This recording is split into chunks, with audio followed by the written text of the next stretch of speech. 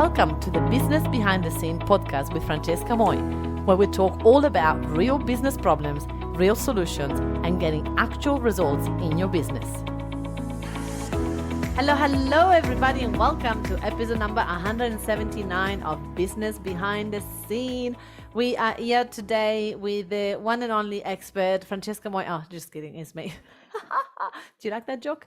Anyway, I wanted to talk to you guys about something that I'm seeing, and I love to use this podcast as a way for me to show you limiting beliefs and things that are so a pattern from a pattern, not just a limiting beliefs, but it could be a pattern of stubbornness, a pattern of limiting beliefs, a pattern of the same mistake over and over and over again. And when I see a pattern on different clients, I'm like, oh, okay, we need to talk about this. And so today I wanted to talk to you about the most common challenges that people face when they're delegating tasks to a virtual assistant, and really how that I can help you overcome that. Because one of the biggest things that people have when they hire, first and foremost, there is this thing that I'm seeing happening a lot, and it's clients that had a bad experience with one virtual assistant or more, or an agency or more, and then they just make that boom. Every agency, a virtual assistant are not good. Every virtual assistant in the Philippines is not loyal. They just make,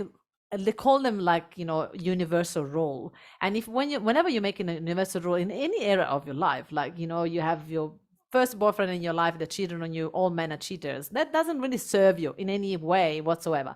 And so when we believe that virtual assistants are, actually, if you listen to this, try to reply that question. Virtual assistants are what? What does your brain say? Some of you will say lifesavers.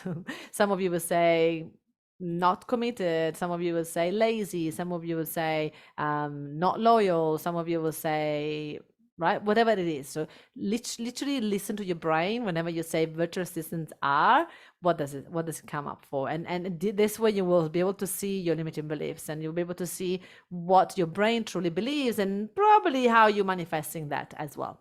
So we want to make sure that we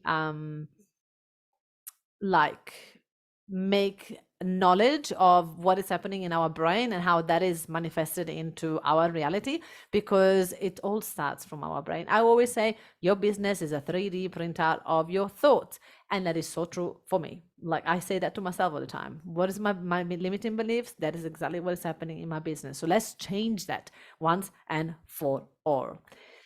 Now, one of the most common challenges that people face is that when they're delegating to a virtual assistant, they bring their story with them. So like, my other virtual assistant, the past virtual assistant was not consistent. So now I'm just treating the new virtual assistant with the attitude of going, you're going to be not consistent. I know that. And that does not serve this new poor person that is standing with you, and she's already feeling attacked because you are upset and angry and you got resentment with the past virtual assistant. So it's like, how can we cut that cord, let go of the past that happened? Let's take the learnings, right? So what did you learn from that? If your virtual assistant wasn't consistent, did you check the work? Or if you say, like, now I discovered that my virtual assistant didn't do all this thing that she said she done, but she didn't do at a time, it's like, okay, well, why don't you put in place a checking process? Like, why don't you check the work every week or every month, rather than pretending that you trust in them and then realize that actually they didn't do the work, or they didn't do the work the way you do it. If you don't check on your employees, if you don't, not micromanage, but check, you have to check what they do, how they do it, if it's your standard, if it's okay, you need to check. And if you don't check, that's when, you snooze, you lose, right? If you don't check, you're not gonna get it done. It's like if it didn't happen, if it literally didn't happen. So we cannot do that. We have to really get awareness around, okay, I am bringing my baggage into this new relationship with the new virtual assistant, and I need to let that go. Some people even get a coach to work on that limiting beliefs around virtual assistant. Literally, our business is a 3D print of our thoughts. So we need to watch that. So once we have let go of our baggage and we are starting from scratch with this new virtual assistant, without limiting beliefs, without anything that is holding us back, that's when we are ready to really go into a new relationship with a virtual assistant. And now we need to make sure that we learn from the past. And so we need to stop assuming that the virtual assistant knows. Stop assuming that the virtual assistant understood the task. Stop assuming that they're going to do it right, like just, or they're not going to do it right. Just keep having trust by having the fingers on the pulse of the business, right? Or of your virtual assistant performance. Don't just go like, oh, I'll give it the task, I'm assuming it's done. It's like, we need to check consistently. We need to stay on top of them. And even after years that they're working with us, we need to still do that, because as humans, all of us, me included, after a while that we do something, we sort of drop some balls here and there. We just stop doing it. We just, right? It's important that we keep track of it. As good, the point of a virtual assistant is for us to become a CEO. And for us to become a CEO, we have to grow. We have to learn how to be a leader. We need to step up. We need to do lots of different things. So when we are finding ourselves assuming that this happened or that happened, it doesn't help. And we need to be more specific, be more clear, and really bring more awareness around, oh, I think I'm assuming that that's going to be done. But we've got to be detailed. If you want the virtual assistant to succeed, if we want our relationship to succeed, we need to be detailed. And so another step that I noticed that people are not specific, right? So they're like, vague with their instruction, vague with the things that they want. And we do our best in our agency to train virtual assistant on how to ask questions, so that, you know, it's important that they also help you extrapolate what's in your brain so that they can understand the task correctly. But we also need to train ourselves on how to do that a little bit better, right? I did that the other day. I was in a rush and I was like, bye, can you please do an event on this group? And they're like, yeah, sure. What's the event about? Like, yeah, this. And, you know, when is the event? What is it happening? Like, give me a little bit more, Francesca, right? And I was like, okay, fair enough. Like, I have literally given nothing to this girl and just said, just go and do this. So it's not fair. It's like literally setting people up for failure. Obviously, if you have had your virtual assistant for a while, they'll understand that you're busy. They'll understand that you're not doing it to set them up for failure. But it can be a dangerous game if you do that all the time, right? Very important. Now, not set a due date. So giving a task and not giving a due date is, again, setting them up for failure. It's like, when do you want this by? What is it that you need? What is happening, right? All of those things are very, very, very important that we go and do. We expect a lot of the time the virtual assistant to read our mind, and no matter how much we train them, they cannot read the mind of anybody. We need to help them. We need to support them, and we need to spend time with them. If we don't spend time with the virtual assistant, it's so funny because people always ask me that, Francesca, how long that's going to take me to train them? How much you want them to be trained? How well you want them to be trained? How much you want them to take over a task and literally run that department of the business? Right? Lots. So then you got to spend lots of time with them. It's just a no-brainer, right? My VAs that are the best are the VAs that I spend the most time with.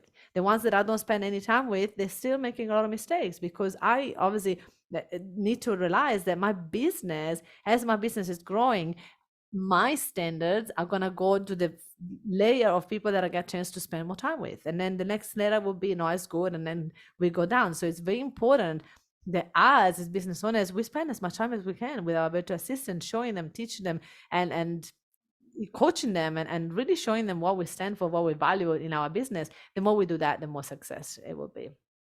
And then the other one is like, a lot of clients are expecting so much out of a virtual assistant. They're like, I'm expecting them to run the department completely, and they can eventually, but it's going to take 6 months, a year for them to get to the point that they actually more a year to 18 months for them to really go, I think I've got the jigs of it. I can take over this part from you confidently, right? It's not going to happen in 1 month. It's not going to happen next day. Like, it takes time for anybody and everybody to really be that rock for us in the business. So be gentle, be kind.